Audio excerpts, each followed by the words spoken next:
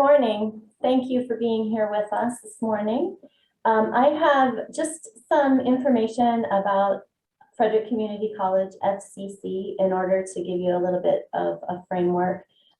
We are very student-centered, so we have a picture of our student center. And this is just a little bit of information to give you a picture, an idea of our size. We are considered a mid-sized program, so we serve about 1,200 to 1,500 students a year. I have just a snapshot from when I prepared this slide about a month ago, when we had a total of 446 adult education students showing up as current students in the LACES database, 300 of those students being ESOL, which Rachel and I represent. I do have a link here to the quick facts about FCC if you're interested in taking a look at them at some point. There's a nice infographic that just shows some information about Frederick County and FCC as a whole program and what we offer. So I am Michelle Wichman. I am the ESOL Intake and Assessment Specialist at FCC, which is a role that I've been in for quite a few years. I was actually the instructional specialist before I moved over to IAS. And before that, I was an instructor in adult education for many, many, many years. Just to age myself, I go back about 30 years in adult education. So I have a lot of years of instructional leadership prior to becoming an administrator. Hello, everyone, and good morning. It's so nice to be here with you all, and thanks for putting your roles in the chat box. I think we've got a good mix this morning. My name is Rachel Riggs. I was the ESL instructional specialist at Frederick Community College. I started at Frederick Community College as an ESL adjunct instructor and a family literacy adjunct instructor, and a few months into the pandemic, I became the ESL instructional specialist. I recently took a new role with the Ed Tech Center at World Ed as a digital learning specialist, but that Michelle and I put this together before that. And, you know, just to give you guys some background where this idea came from and why we're presenting on this, first, it came just from that transition for me, from being teacher to being admin, and all of those lessons that I was learning and the overlap and the differences I was seeing as I transitioned into that role. It also came from some of our instructors who had asked me, you know, as different positions were becoming available in the admin team, they kind of wanted to know, what do you guys actually do? You know, from a teacher's perspective, they didn't see that full behind the scenes picture. And I had people ask to shadow me and to explain some of my different responsibilities. So I went to Michelle because Michelle has such a robust experience as an admin. And I kind of had my fresh perspective going from teacher to admin. And so she was the person I really wanted to collaborate with to talk about, you know, what from teacher to admin, what does that look like? What are the differences and what are the similarities? So we are really excited to be here with you guys this morning. I want to give you just a little bit of housekeeping. First of all, we put that you in the introduction section because there's a lot of interactive elements in this presentation. So we hope that you're awake. We hope you have your coffee, and we hope you have the chat box open and your mouse in your hand and you're ready to click and talk and chat and all of that. So we will have a Jamboard interactive activity. We will have a Google Doc worksheet, and we'll have a Flippity activity as well. So be ready to interact with us and participate fully in our session, please.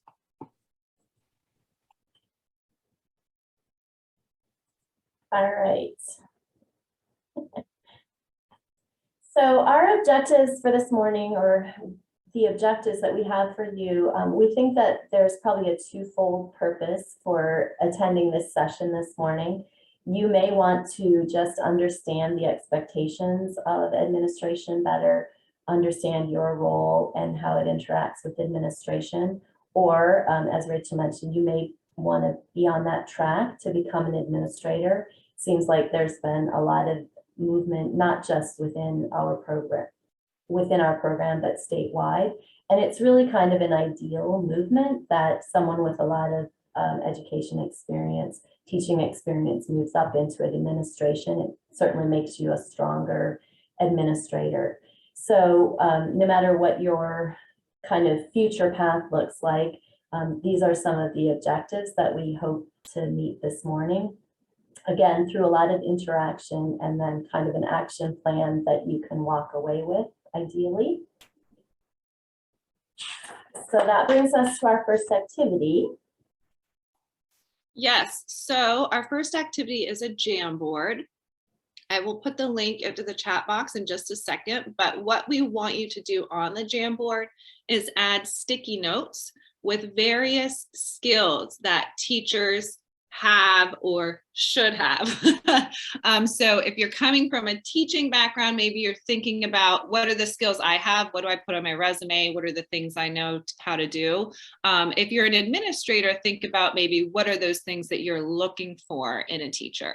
So we're going to start with that. I'm putting right now the link into the chat box. As soon as you open this link, you'll see that toolbar that you're seeing on the screen now, and you'll see that button with sticky notes. You type your answer and save, and it'll put it on the Jamboard. And you'll have the ability to move it around. So if they're stacking up, just feel free to move yours on the screen. Okay, link is in the chat box. Please click on it, get into our Jamboard. It does have a limitation on how many people can get in, so hurry up. I think it's 25, so hopefully not too many people will be excluded. If you are not able to get into it, feel free to add your comments and your skills to the chat box would be fine. I'm not seeing the link. Okay, I sent it to hosts and panelists. Let me send it again. There it is again. Are you guys seeing the link in the chat box? Oh, let's put it here. How's this? Isn't this fun? Thank you, Ellen. Thank you, Peg. I realized that. Send to everyone. Okay, it's there now. I'm gonna send it one more time.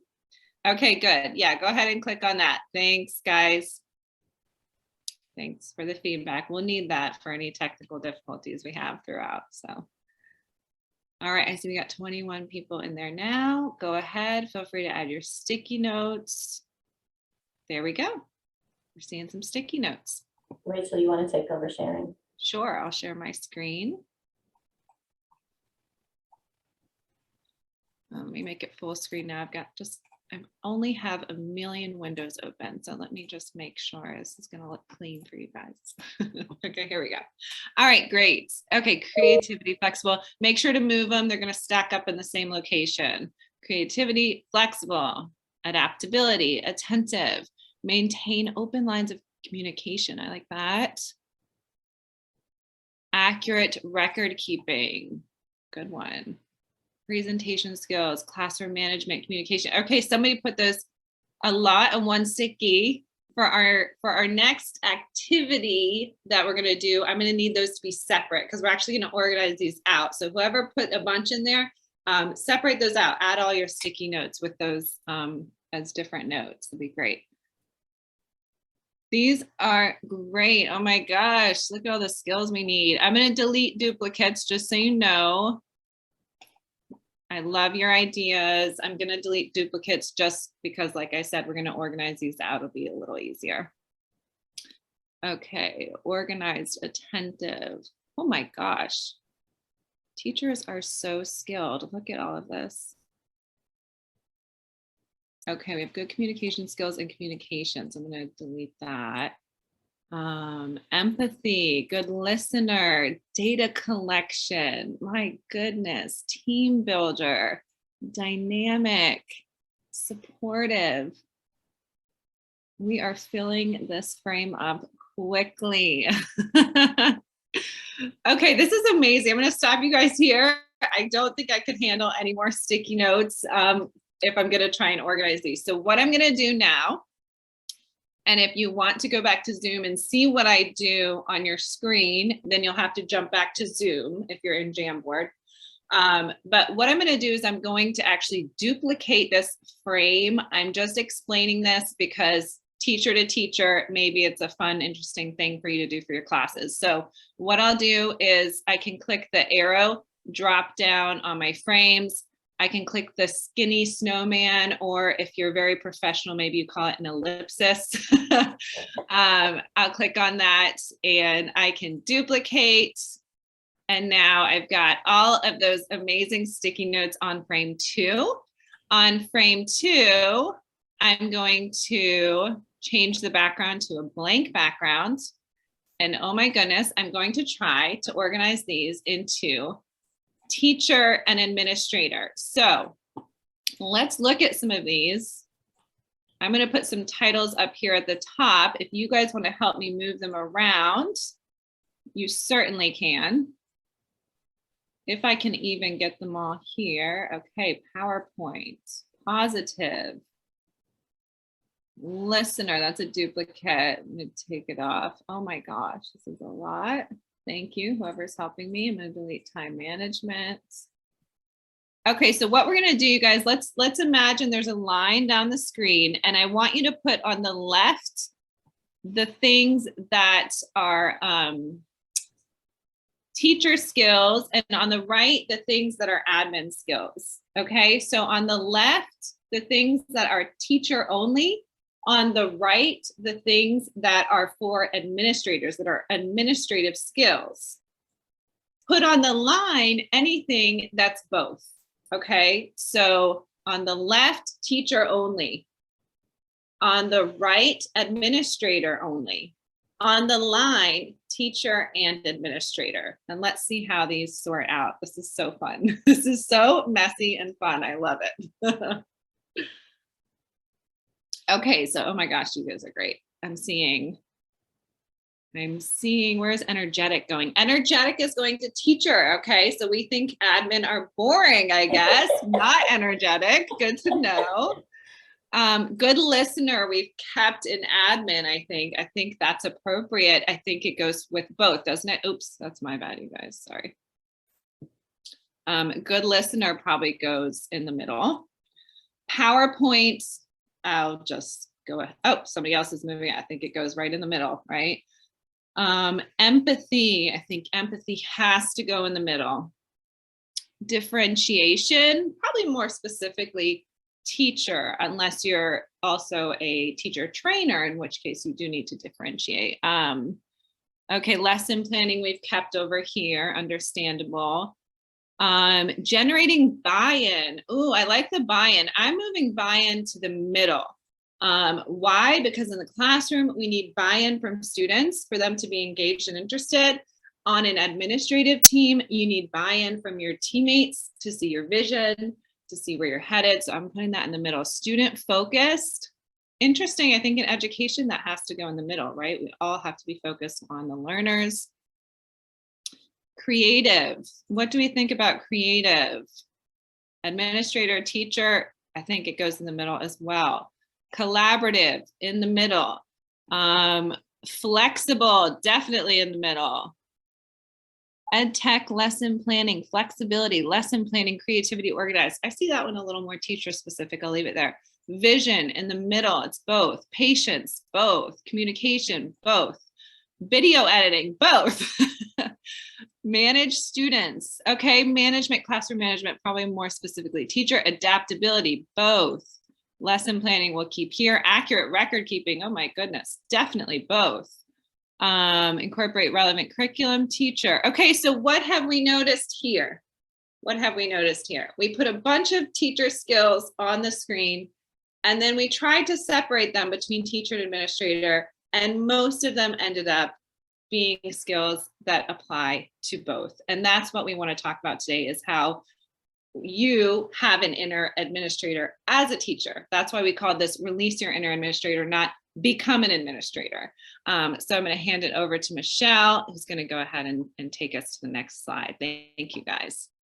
A lot of overlap. That's right, Ashley and Malika. Absolutely, Angela. Very cool. Thank you. So Rachel and I we knew you would have a million great ideas, which you very clearly have. We identified a critical skills list because we wanted to have sort of a source to work from. And of course, you're going to see that a lot of your ideas that you just came up with spontaneously landed on our list. So we organized this critical skills list using a couple of sources. We used our job descriptions, and we, to keep it a little bit narrow, focused on the IAS intake and the IS instructional specialist job descriptions. And we also used lists of sort of instructor expectations or instructor duties, and came up with this critical skills list, and then some maybe subtitles or kind of subtopics. And we want to go through these kind of one by one and give some examples to make sure that we're sort of all on the same page as we're moving forward and talking about the critical skills and then how they apply, how we want to apply them. So moving first to communication. I told you guys you'd have to be ready, right? With those, the mouse and the chat box. Okay, so for communication, Michelle and I talked a lot about this one, and it was really one of our, the one that we had the most consensus on that is so important as an administrator. And our definition of this really is reading carefully. So we teach reading skills in class. Do we read instructions? Do we read emails carefully to pay attention to all of the details that we're receiving? Listening actively, and then asking for clarification. So you'll notice if you're an ESL teacher, right, we have those receptive skills and the productive skills. You'll notice we emphasize first those receptive skills, listening and reading, and then the productive skill of asking for clarification. And we think that's really an important way to approach communication as an administrator. So as a teacher, we have some of these things that we do that demonstrate communication skills. We need to give clear explanations. We need to be able to check for understanding. We need to be able to prompt students to answer. And then be able to give feedback, right? So those are some examples of ways that we use communication skills in the classroom. I would like for you guys, if you can, take a moment to look over this slide, and then in the chat box, share some ideas about how an administrator uses communication skills. What are the kinds of tasks that they engage in where they have to be a strong communicator? If you are an administrator, of course, you can go ahead and put in some things that you do when you're flexing your communication muscles. Peg says, ask for clarity. Absolutely. Communicate the goals of the program to instructors, right? So clear explanations, just like a teacher would communicate the objectives to a class, you might communicate the goals or the bigger picture to your team of instructors. Request a deadline, timeline of action. Okay, excellent. Respond quickly to teachers. Yes. Know the end product, set up expectations, explaining expectations. Yes, have multiple ways to give feedback, plan for problems. This is all great. Communicate well and clearly with teachers. Yes, again, when we're talking about that transferability from classroom to office, so to speak, that's what Marissa pointed out, communicating well and clearly with teachers, just like you would communicate well and clearly with students. Conflict resolution would be important, relating and checking, being available, being a conduit between different people and different roles. Yes, or we might say, you know, sometimes an advocate, sometimes a liaison. Yes, good one, Laura. Presentation skills, okay. Also important, no student backgrounds, delegate. These are all great. Okay, let's go on to the next one, Michelle. A peacekeeper, that's also a good communication skill. All right, so the next critical skill is organization. I feel like I live and die by organization, sometimes die.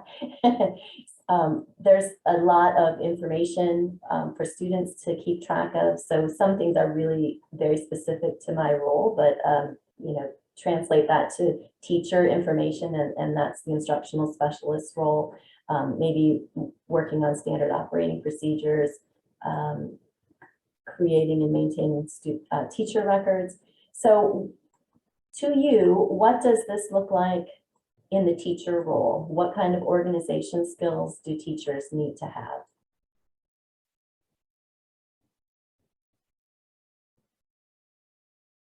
Yeah, nice. Analyze data.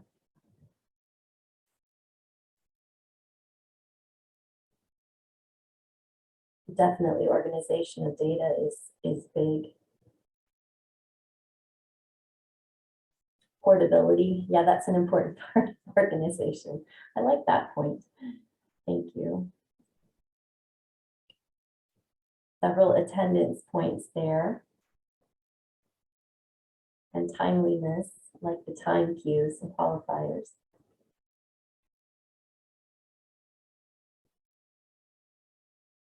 Yeah, having very organized lessons is important, right? And the more organized you are, the smoother your day-to-day operations goes. That's a good point. Thank you for that.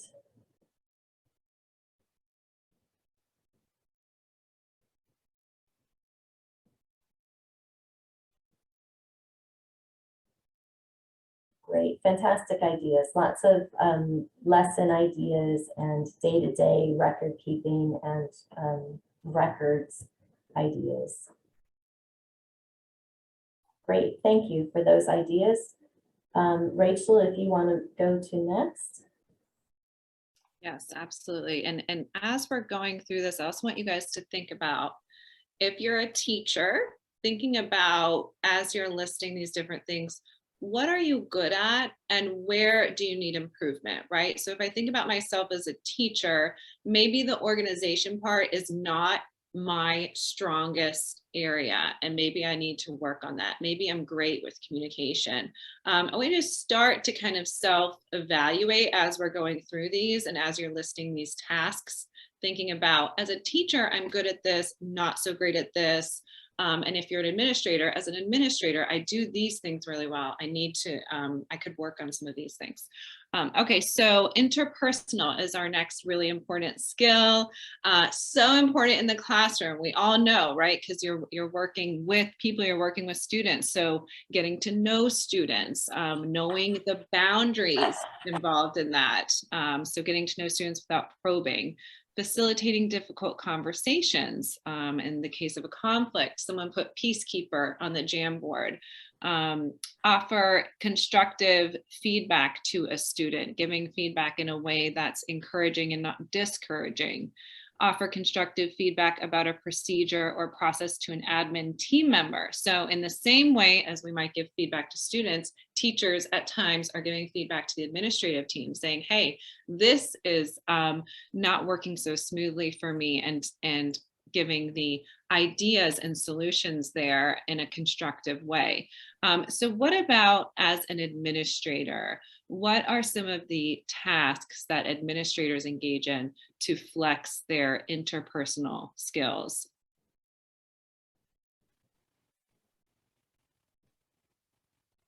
I like that approach with a smile. I can never hurt, to be kind, right? To use people's names, connect with people, have an empathetic approach, a smile, your physical, what you're communicating. What's that called? Physical cues. Yeah, that's great too, Ashley. Especially like in an intake role like Michelle's, making a welcoming environment for the students. Emma, good one, knowing the strengths of teachers. That's really important when we talk about being interpersonal, right? Knowing that there are certain, that everyone around you is diverse. And so their approach to something or how they receive something is going to be different. Always say thank you. Yes, being polite, being kind never hurts. Get to know students, where they're coming from, keep a sense of humor. These are all really great.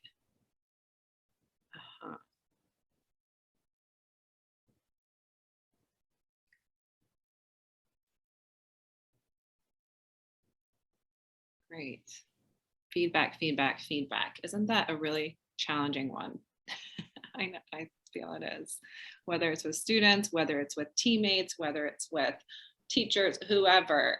Feedback can be really tricky. If you can learn the way to do it that's encouraging and uplifting and constructive, you've struck a gold mine there, creating an open and positive environment. And I think another key to feedback, Lama says being objective and fair, absolutely. Another key is, how do you receive feedback, right? So if you can give to others some ideas and solutions for them to improve, will you receive them as graciously as you're giving them? Be sure yet adaptable. These are all great. Okay, let's go to our next critical skill. So the next skill is leadership, and it's really interesting to see as we move from interpersonal to leadership, how there's a lot of interplay a lot of times between the different skill areas. So leadership involves vision, guidance, hopefully promoting growth, that we want to not just lead people, but lead them to where they want to go, upward, forward, decision making, being sort of that bottom line. So some examples of leadership would be having the vision to kind of project the class schedule, or project the orientation schedule, for example, and what are the needs going to be. If only the job came with a crystal ball, I would be a very, very happy person. I've been waiting for years to get that in my toolbox. But also, coordination with the team and kind of working together with the leadership team. There's a reason that there's a leadership team, so that, the planning is also planning around everyone's role and around different considerations, helping instructors generate professional development plans, giving that feedback and giving that guidance, and helping instructors, again, to go where they want to go. So feedback also comes a lot into play with leadership. So on your end, what do you think, in what ways do you think teachers show leadership, or where do they flex the leadership muscles in the classroom, maybe? Yeah, empowering, that's a great word, empowering students. Thank you for that.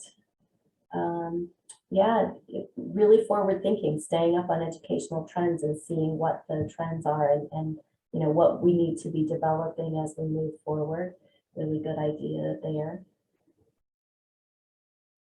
Assessing students and needs, right? Always thinking forward about the future programming and future placement and students' goals. Difficult decisions. Alan, do you have some difficult decisions to make once in a while? A little empathy from me on that one. Yeah, good. Some more input having to do with keeping abreast of the field and anticipating what's coming, and what we might do to prepare for the future. Helping students set goals, working on our own goals. Oh, I like that, Laura, the idea of, helping students think about possibilities for the future. So not just always the very concrete things, but what possibilities are there out there that they may not have even thought about yet. Helping them buy into English. Nice, nice. Good, great ideas there. I love hearing from colleagues. It's just such fresh thinking and ideas that, even with a twist that I hadn't thought about, and more advocacy. Look at that, more advocacy again. Yeah, that's really good. Fantastic. So Rachel, next. Yes, our next one is management. This is slightly related, and we're going to see overlap a lot, right? We see some overlap with leadership and interpersonal. We see overlap between management and organization, management and communication, right? So there's going to be some overlap, but management here, we're talking about managing logistics, scheduling, budgets, resources, managing your time, and then managing people. In other words, being able to set out clear responsibilities for people, and letting them know what their roles are and how they're unique and how they work toward the big picture.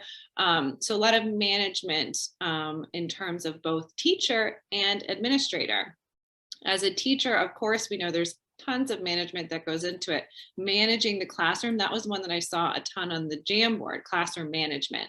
And so when we talk about that, there's so many things that we're talking about. We're talking about, like I said, time, logistics, resources, and then also students, and knowing, okay, this student, these are their needs, this student, these are their strengths. How can we put these together to support each other? On the list we have on the screen, we have scheduling assignments, sometimes scheduling them ahead of time to be published and put out at the right times, or creating a syllabus, tracking students' progress toward objectives, loaning and managing classroom materials, strategizing and planning which students to put together for pair or group work, a lot of management in the classroom. And what about as an administrator? What are some tasks and responsibilities that an administrator has that relate to this skill?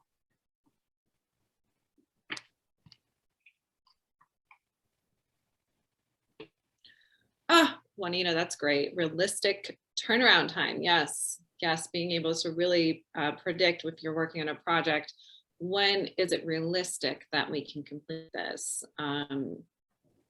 Not being too ambitious, but also not dragging your feet. Written communication. Okay. Use we as opposed to I.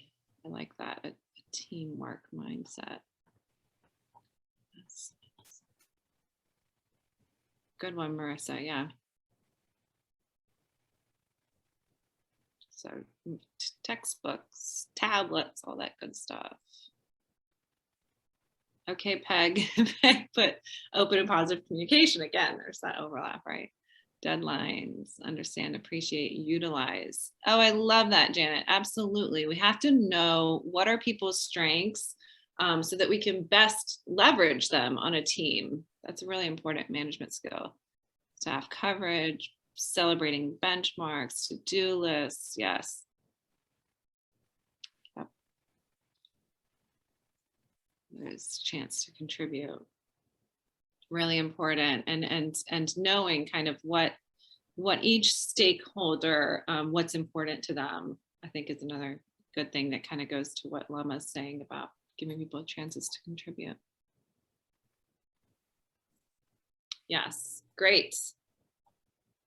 Great set of management skills from teacher and administrator. Yeah, Laura, that's a really good point too. Encouraging that growth, just like we do in the classroom with students, right? We kind of know what they need to work on, and we are there really to chunk that down for them and get them to their goals. And so knowing with teachers or even with other team members, how can we help them work on their growth? How can we contribute? How can we make it manageable and relevant to what they're doing? Excellent.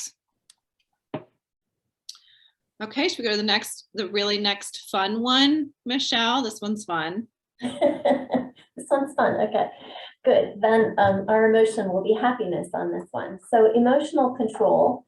I'd like to thank Ellen for this category because she kind of named this when we were going through this last week.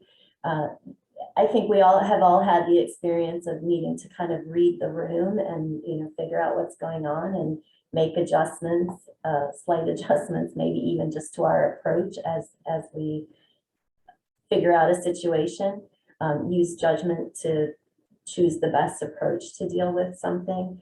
So in terms of an admin, it's really helpful to be very even-keeled in terms of personality. Rachel has named that as one of my strengths and Steve's strengths maybe. So I hope that it's not always true, but I hope it's often true.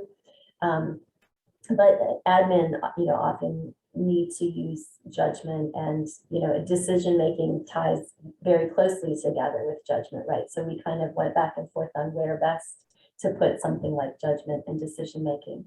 But from the teacher perspective, what kinds of tasks or what kinds of responsibilities do teachers have that really make you flex your emotional control muscles? If you'll share them with us in the chat box, that'll be part of our happy discussion. Yeah, thank you. Knowing others, seeing others, understanding other people's perspectives. Yeah, Peg handling lots of things with humor is helpful, right? And so not just seeing other people's perspective, but keeping things in perspective and, you know, gauging the import of different things. Angela does not shy away from having to calm a situation. That's good, Angela. I'm guessing you probably have a little bit of experience there. Yeah, nice, Laura. Giving people the benefit of the doubt, that's huge with, you know, both with instructors and with students, right? So from either kind of role, willingness to help students,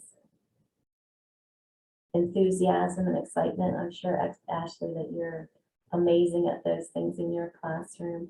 Patience, yeah, Marissa, extremely important. That's something that students often mention to me when they're either giving feedback about instructors or giving feedback about my interaction with them, that they really appreciate patience. Yes, Jesse, balance, so important to everything in life, but definitely helps us to keep the workplace sane. And thank you, Angela, for that.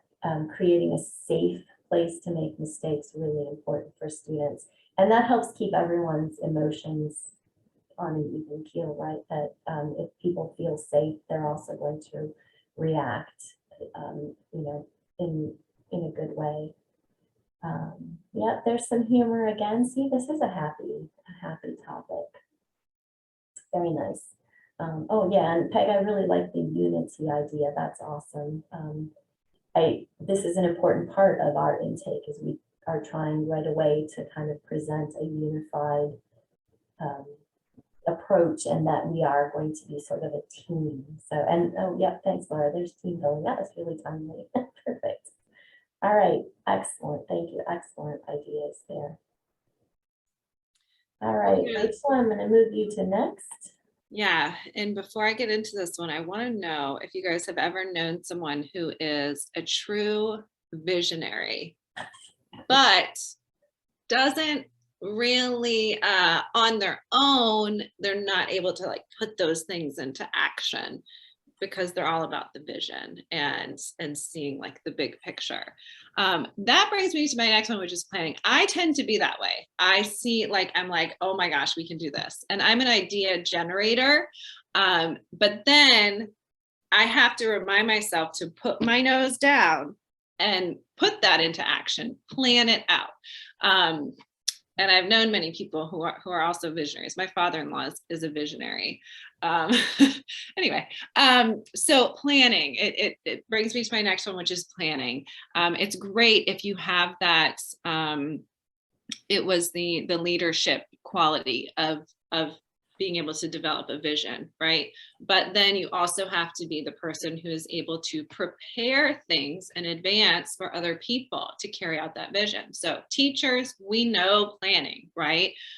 We know that those weeks that we're super busy and we don't spend as much time on our lesson plan, that lesson doesn't land like the other ones when we had a little bit of extra time and we kind of put some fun things in there and we were really strategic about it, and that lesson just was great. You know, we know that difference between a planned lesson and not planned lesson, and it's similar in an administrative role when we're talking about different projects and processes. You know, did we take the time ahead of time to put things into place to set out the course of action? So as an administrator, what are some tasks, some planning tasks that we have to spend time preparing things and projecting into the future and getting things ready so that we're not launching everyone into a confusing mess? Come on, administrators. And when I say administrators, I mean teachers too. Good, Jesse. Yes. So planning, yeah, multiple phases, right? There's that initiation phase, and then there's the actual planning phase, and then there's that execution. You got to get there. Organization is key during planning. Gathering data, absolutely. Good. Yes, Laura. Gathering data, gathering all your resources, including people. What can other people do? How can I delegate this? Yes, Marissa, from a teacher perspective, we're thinking about students' needs and goals, and we're planning lessons accordingly. Coordinate calendars, time, people, locations. Oh, that's good, Ellen. Alternative options. We need a plan B and maybe a plan C. And we need to know what we're going to do if we have to reroute something. Absolutely. Mm-hmm. Yes, like that, Peg. Delineating the steps. That's so crucial. We have that vision. Now we have to kind of backwards design the vision, right? What do we need? What are the actual steps we need to take to get there? To plan team building. Yes. Part of that planning is also being able to create the environment where we can get to the execution smoothly, which means building that team, building rapport between everyone. Absolutely. Oh, good one, Lama. Good one. Incorporating revisions from the last thing you did. That what worked, what didn't work, bringing that into the planning process for the next phase of something. So crucial. Excellent. Yes. Okay, good. We've got some great administrative, real life planning ideas here. Good one, Angela. Yes. Yes, giving a visual representation of the plan is a good part of that. Identifying a critical paths and key milestones. Great. Okay, I'm handing it back to you, Michelle, for our last critical skill. Thank you. Yeah, so I really like to see that there's a combination of very practical ideas here and also more sort of, theoretical ideas. And this is really true, I think, with innovation. Innovation seems very lofty, but sometimes innovation is really just about seeing something and doing something about it. So problem solving on a very practical level, being open to new ideas, being open and, kind of creative enough to find or seek out new ideas or approaches. And, sometimes that is just like asking other people what they're doing. So we've got some really practical examples, like if you find, something is a problem and you keep getting the same request over and over again, you just figure out a way to universally answer that request, put the information out there, make it available to people on a more regular basis. Creating new student services, this often takes a lot of creativity and, sometimes it just takes listening to students. They're already kind of telling us what they need, or listening to staff, they're telling us what they need. So that kind of suggestion box sort of thing, and, just being flexible. So new kinds of formats. I mean, pandemic had the great benefit of teaching us all that we can do things we never imagined we would have to do. And look, they work, and you can come up with all kinds of solutions when you need to. So what about teachers? What kind of innovation, problem solving do teachers need to incorporate on a regular basis? Collaboration, problem solving, using student feedback. So again, taking that input that's already out there for us. Brainstorming, great idea. And look, what idea kind of cycles back into us, there's current trends. So is that, all about vision? That can be about innovation. Thank you for that. Looking outside, looking at your partners, looking at your community, not being afraid to try new things. Yeah, that's key, right? It's not just in the actual having the idea, but then being brave enough to try it out, learning new things, involving students, right? Someone had mentioned in a previous question, kind of helping students see what they're capable of. Yeah, involve students, ask students for solutions. We a lot of times are scratching our heads like, how do we fix this? Well, you know, students are great problem solvers themselves often, so invite them to participate. Try something different or a different way of doing things. Trust in your instincts. Yeah, that's good, right? Go with your gut. New resources. Thank you, Anna. New activities. And I'll just add to what Anna said there, that one thing that I think that's really innovative about teachers is their ability to put so many different resources in together in a way that's cohesive. I think that takes a lot of creativity and innovation. Yeah, we're hoping to talk a bit about resources today too. So the things that, you know, we're trying to accomplish, what are the resources for that? We're going to ask you for some suggestions about that too. So thank you for those innovative ideas. Okay, we're going to take a little pause here, and I ask you please to take these next 5 minutes really to think about the skills we just talked about. Think about some of the key examples that were given in the chat box, and really reflect on what are you great at. What are your strengths? You have to know your strengths so you know what you're bringing to a team, what you're bringing to the classroom, and you know what you're good at. And then what are some areas where you could improve? What are some things that some of these critical skills or even just the tasks that were listed in the chat that you could work on? Like I said, for me, it's that planning. I'm good with the vision. I can make that vision. It's the step-by-step, that backward design, putting it down so that I know how I'm going to get to that vision. So think about, what are your strengths, what are your areas for improvement? We have a worksheet for you guys to complete today. And for the next 5 minutes, we're going to work on steps 1 and 2.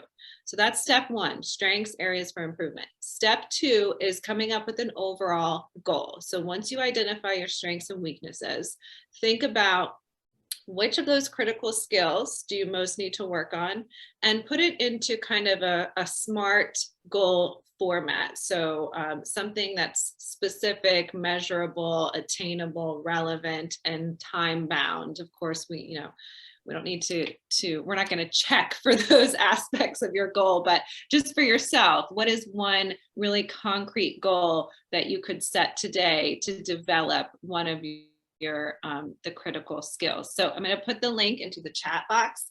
This is a copy link for a Google Doc. So it's going to bring you to a page that asks you if you want to make a copy of this Google Doc. Once you make a copy, it's your own copy that you'll be working in. Nobody else can see it, and it's saved automatically to your Google Drive. So the copy link is there in the chat box. Like I said, we'll take 5 minutes. At 10:55, we will continue with our presentation. We're not going anywhere though, so please, if you have any trouble, let us know in the chat.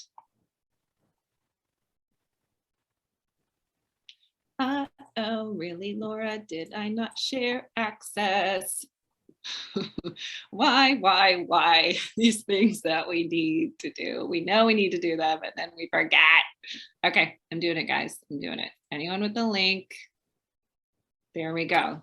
Now I'm going to put it back in the chat and try it again. Let me know. Okay, thank you, guys.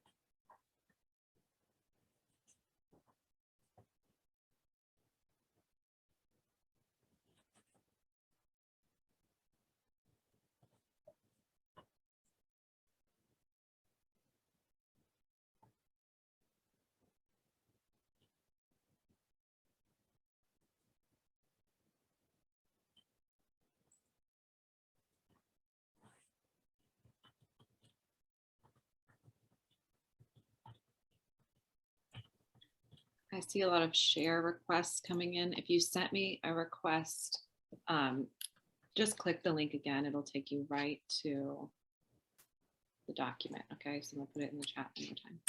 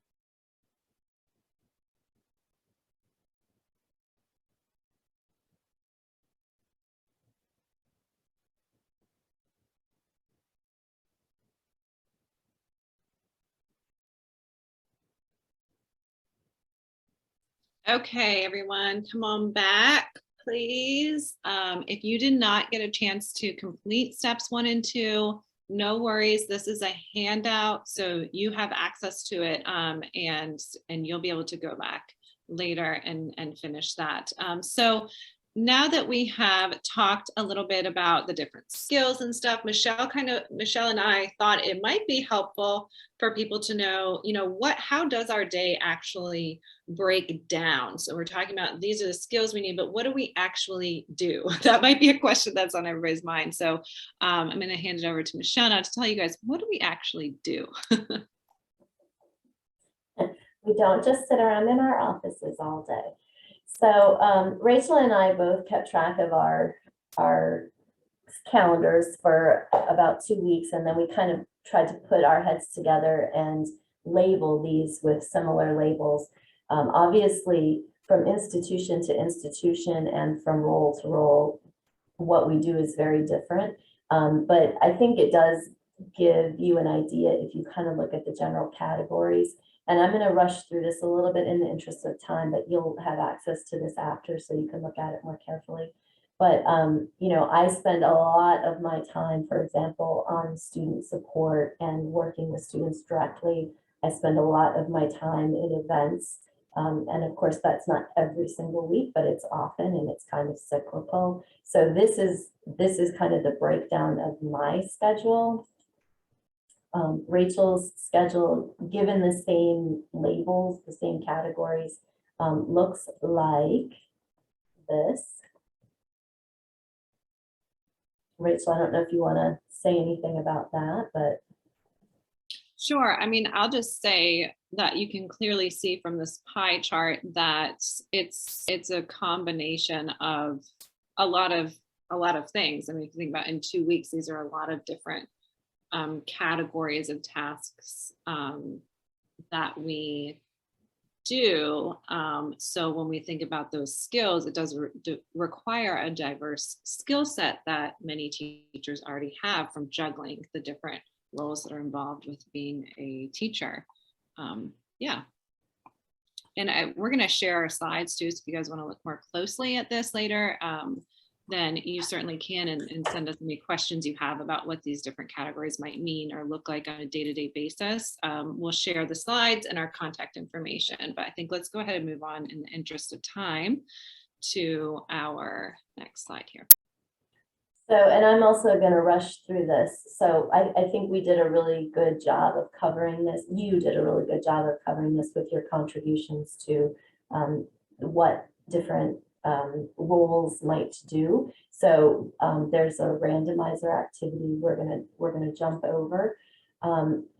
What we want to kind of conclude with is, you know, whether you are on the track to meet expectations or exceed expectations in your current role, and just understand what those administrative expectations are, or whether you really think you would like to get on the track to become an administrator. We want to reassure you that hopefully that light at the end of the tunnel is not a sonic train bearing down on you, but that it is the end of the tunnel, and that it opens up to brightness and light. And that the way that you can level up your administrative skills is recognizing, you know, what your strengths are and what your areas of growth are. And so Rachel's going to address that with an activity. Yes, I want to go back to the Jamboard, you guys. And now that we've thought a little bit about what we need to work on, I would love just if you guys could add a few sticky notes on the third frame. So you just click the arrows in the top center to get to the third frame. Share with us, what are some of your ideas and resources for improving these skills? Again, the Jamboard is something you will have access to after, so please share your ideas and resources on here. I'm going to put the link back in the chat. I know we're at 11. I don't want to get in trouble. There's the Jamboard link in the chat box.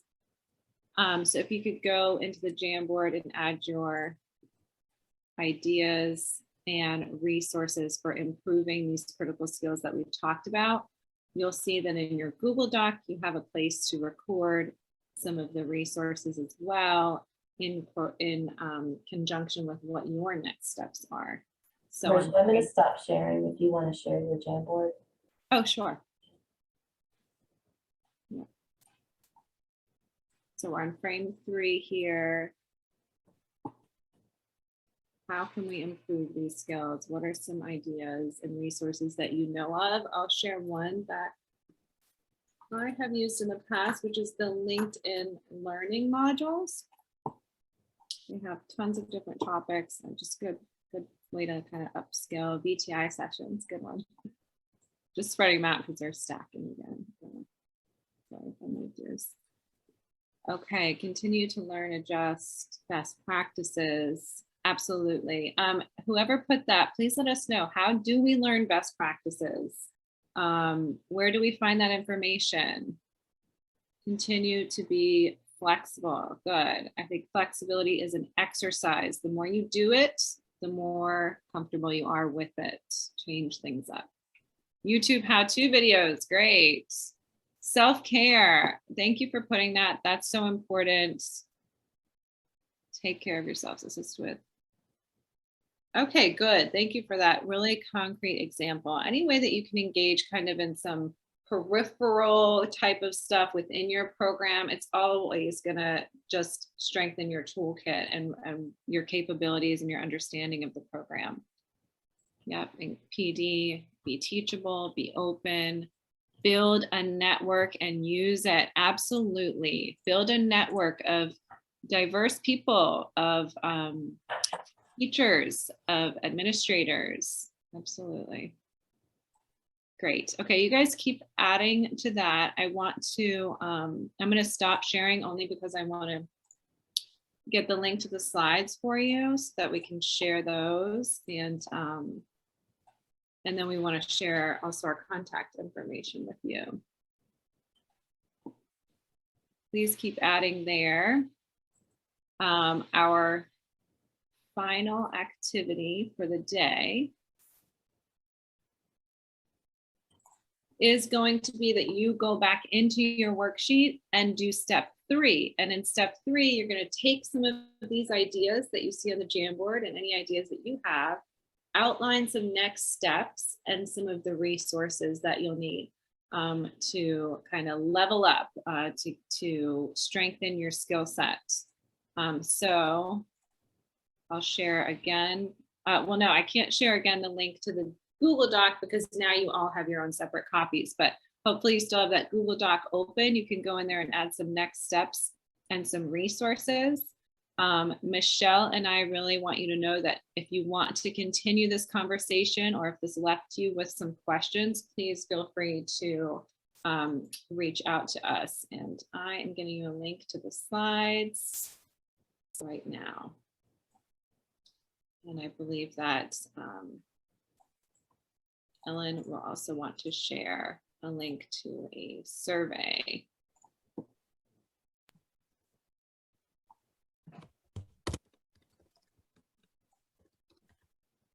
All right.